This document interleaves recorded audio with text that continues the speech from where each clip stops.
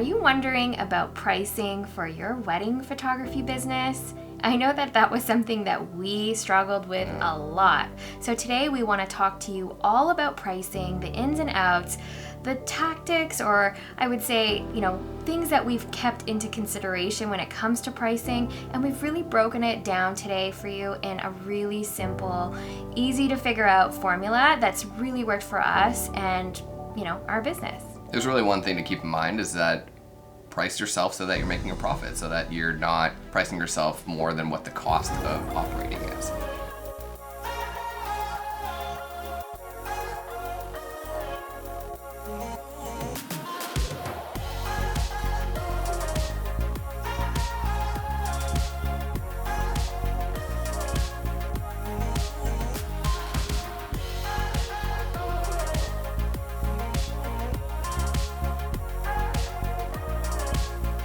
And of course, keep in mind, the first couple years of your business, you may not make a whole lot of money, but hopefully you still have another income. So this isn't really going to be your, only income that you're relying on until you figure out your skill, figure out how you work your camera, do all the behind the scenes stuff like building a website. But once you do have all of those things in place, making sure that you keep up leveling, your skill level that matches your pricing is so important. Yeah, exactly. We'll talk about our journey throughout all of the pricing from when we first started doing weddings all the way up until where we are today. So if you're liking all of this content that we're providing you, make sure to go ahead and subscribe. We know that you're loving all this content, and why not subscribe? Like this video too, because there's going to be more of this coming. Yeah, and if you don't know us already, this is Bethany and I'm Luke, and we are professional wedding photographer and videographer team here in Ottawa in Canada on this beautiful wintry day that we have here today. And we're here to use our passion for teaching others what we've learned.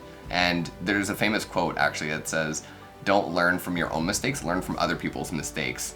And that's just something that we've put a lot of effort into, trying to talk about all the mistakes that we've done in our career and how you can avoid them and just, build on that.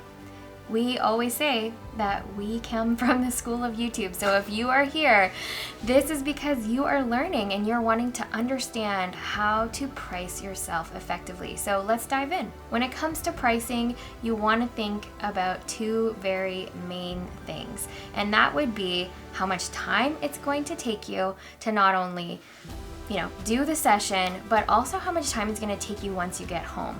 A lot of people think, oh my goodness, you charge like $400 an hour? Yeah. That seems crazy to me. But when you think about it, it's not that you're charging $400 per hour per se.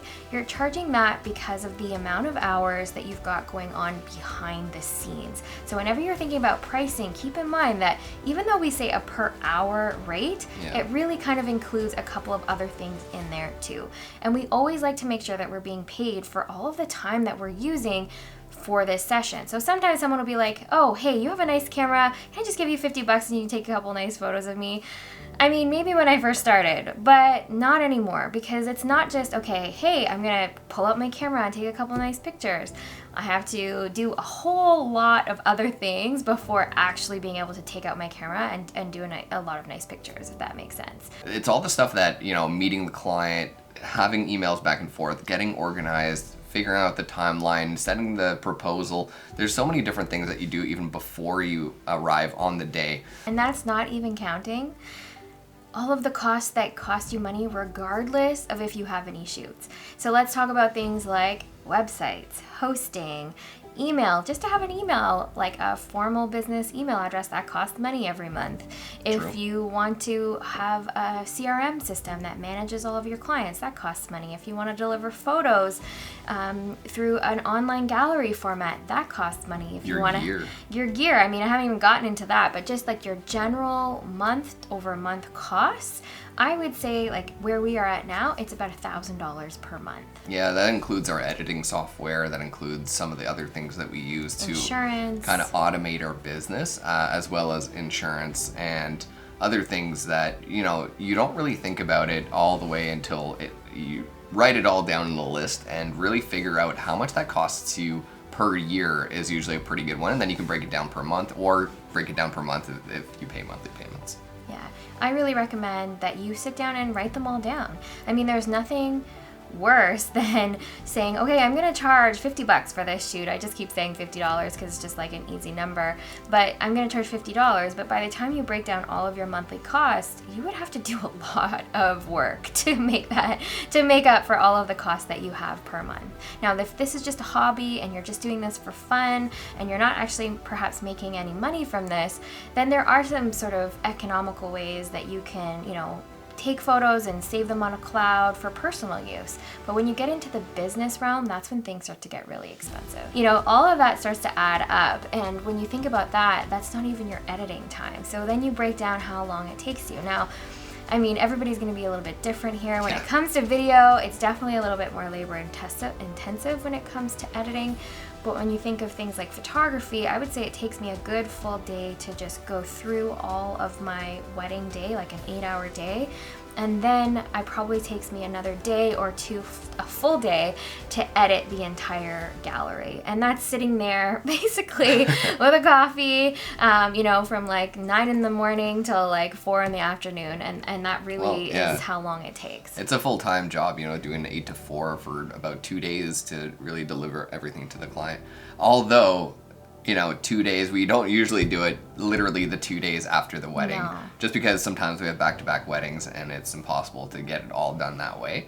But you have to just figure out how many hours. Not all of us can do this full-time, and those hours are really, for example, 16 hours. So you break that up into, 1 hour a day maybe, or you have some chunks of 2 to 3 hours here and there. But it gives you a good gauge of how long it's going to take you to edit as well. Yeah. So when you're breaking down your price, you have to calculate how many hours that is. And sometimes if you're only charging, let's say, $800, I mean, you may not even be making minimum wage at that point, right? So you want to think about... Everyone has to start somewhere, though. No, of course. But I think that there's benefits in understanding how much you want to make per hour. Because sometimes when, especially if perhaps clients are giving us a hard time when it comes to pricing, I know that can be a struggle for some people. It's being able to come back and say, well, actually, I cannot afford to charge any less than this, because my time plus all of the things that I have to pay for monthly, plus my equipment, plus all, plus, it's just not going to work. Some of you might be thinking, I want to charge this much money per wedding, and you have been getting maybe some flack saying, someone is saying, that's too much for me, and you really shouldn't bother with those kind of people. If they do say that they're out of your price range or you're out of their price range, then just move on. Just use your effort towards other people. Don't get bogged down, because a lot of it can be in your head, in your confidence, in the way that you then second guess yourself. Well, am I charging too much? Am I not selling the proper way? Am I failing at what I do? I'm comparing myself to some people that have been doing it longer than me.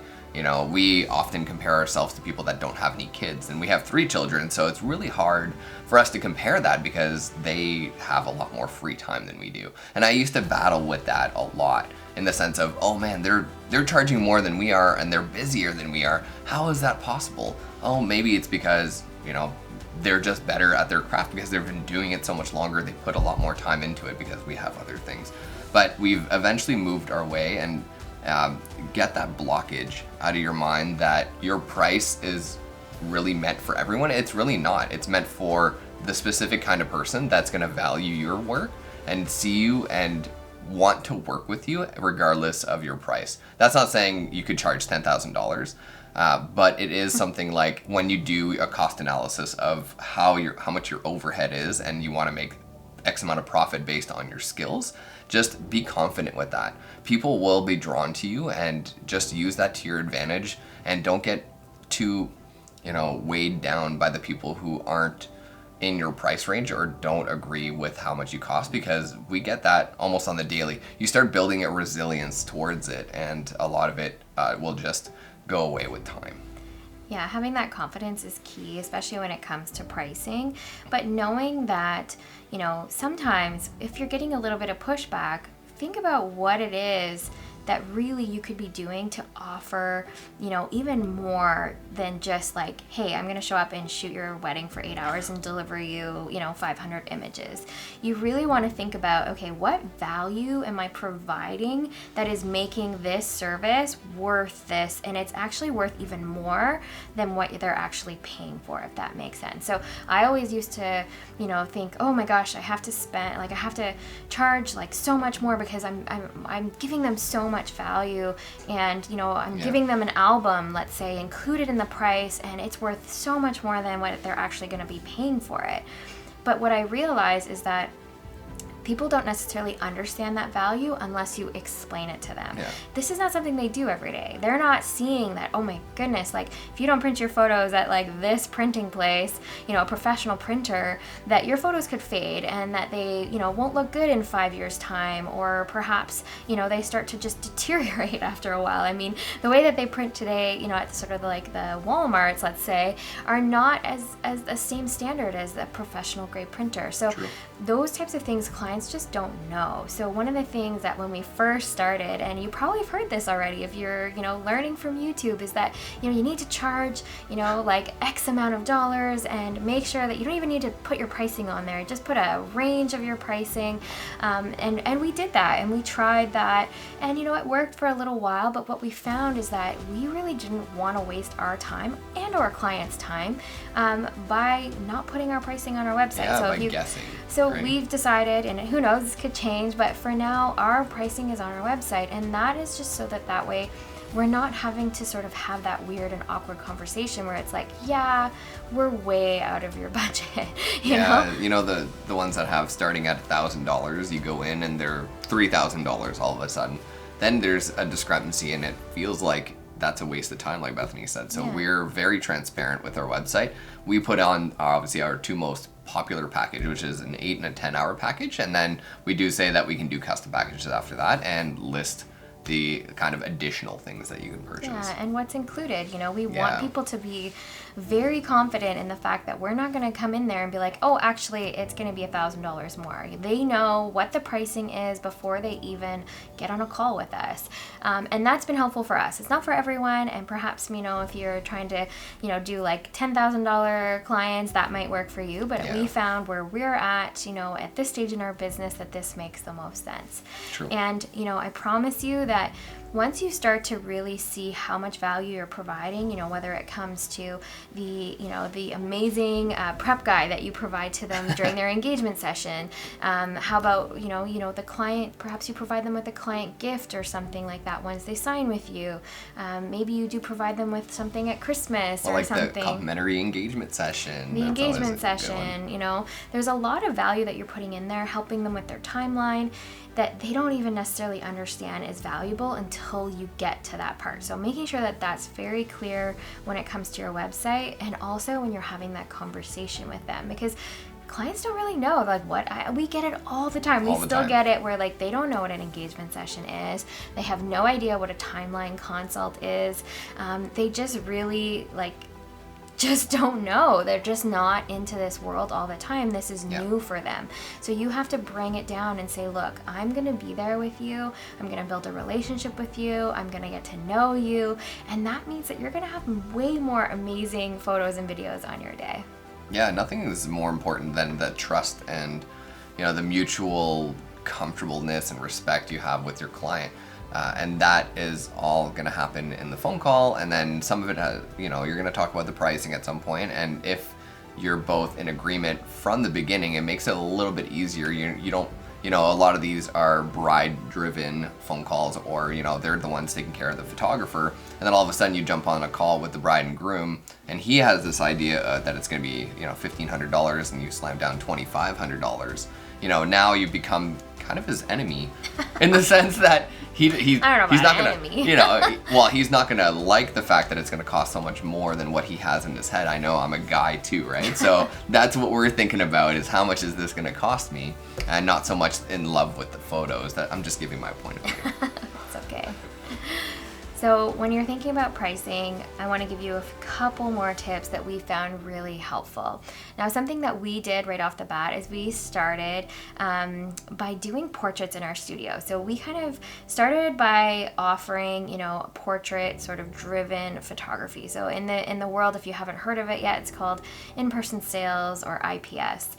And we started doing that, so we felt really comfortable about talking to clients about pricing because we were talking about higher ticket items pretty much from the beginning of our business. Yeah. Now, when we really switched to focus on weddings, we kind of took that mentality with us, but the difference was we were only shooting, like 5 to 10 weddings or maybe even 15 weddings a year at that point. And, it wasn't really what we wanted to be doing. So think about that when, you're trying to build your pricing, because ideally we were probably about $1,000 more than the, other photographers in our area after doing some market research, and realized we were giving so much value. We were providing all of these things beforehand and including an album, but people were just put off by that number. So now what we've done is we've taken away that album and we've made it sort of like a bare bones pricing, so that way people, are interested in enough and we feel valued that we're getting paid, well enough for the time that we're there. And then we talk about the value that is with having an album or things like that you can add on. And the reason why we do it this way is because then that way they have the choice and they're not getting scared at the door by that big ticket price tag. They're gonna see that value afterwards. It's like, why would I spend $3,000 or $4,000 or $5,000 on photography if I'm gonna go and print all my photos, at the knockoff drugstore? Or even not even print them at all. Or not even print them at all. Yeah. So the whole point of hiring somebody is to be able to, have these photos for a really long time, and why put them just on your computer when you can have them displayed in a beautiful album? So that's really why people see that value later on once they know, like, and trust you. Yeah, that's a good point. We did start by including, prints and albums in our packages, and it was just not as attractive of a package price because we were including the cost in there. And ever since we took that away, we found that we've been getting a lot more inquiries through the door just because our initial price wasn't as high, and then they could add on afterwards, and we usually meet with them at that point and go through the whole IPS process. And that's another thing you can do, if that's something that you're interested in. We can cover that later. Yeah, that's a whole other ball game, but that really comes down to just, practice, right? And the same thing goes when you're talking to your wedding clients about pricing. Try not to get freaked out about it or get nervous about it. I find that, that's why for us having it on the website, it just makes it very clear. We literally will say in our sales call with them, that first meeting, have you looked at our pricing? Do you have any questions about that pricing? Is there anything that I can explain to you in better, more details? And I would say 9 times out of 10, it's there's no questions. It's very clear. It feels good. Yeah, and they understand they're there. They're ready to spend that amount of money, and that just makes the whole thing, flow so nicely. Well, that's what I'm saying. It's so nice knowing that when you're meeting with somebody, they already have the potential of, paying the money that's in your price because they've seen it. They know going into the meeting, if we have a good connection, if we really like them, then it's most likely going to be a sale. And that's what you want. You want them to be as prepared as possible going into the call so that it's not a waste of your time and it's not a waste of their time. Yeah. And there is value, and there's tons of people who do it the other way around, and we used to do it that way as well. But again, for us, it's more about realizing that connection and getting them in the door is key. And we always kind of count on ourselves. We set a goal for ourselves to say, okay, we would love to sell, let's say, 10 albums this year, and that's really our goal or whatever it is. And that's really where we try and push, talk to our clients. We talk to every single one. From the first time we meet them, we talk about albums, to the last time that we meet them, we talk about albums. And so they know, right? It's something that we're always talking about with them. So there shouldn't be any surprises. And it is something that hopefully they'll consider. And if they don't, they can always come back to you, right? And I always tell them, it's not forever. You have to, if you don't get it now, it's not gone forever. You can always come back to me in 5 years and we can print it then. You just might not get this year's price on the album. Definitely right? not. So we hope that this has helped you when it comes to pricing. Everybody's going to have their own formula, but for us, it really comes down to figuring out what your costs are, what your expenses are, and how much money you really want to make. And maybe for you, the first couple of years is a little bit of a write-off because you're spending so much money on gear. But try and think about, okay, this month I want to make this much profit, not this much, money, but this much profit, and that is really going to guide you into what it is you need to be charging. I mean, you can also do some market research as well to see what other people are charging, but you don't have to do that if you don't want to. You can really just go on what makes sense for you.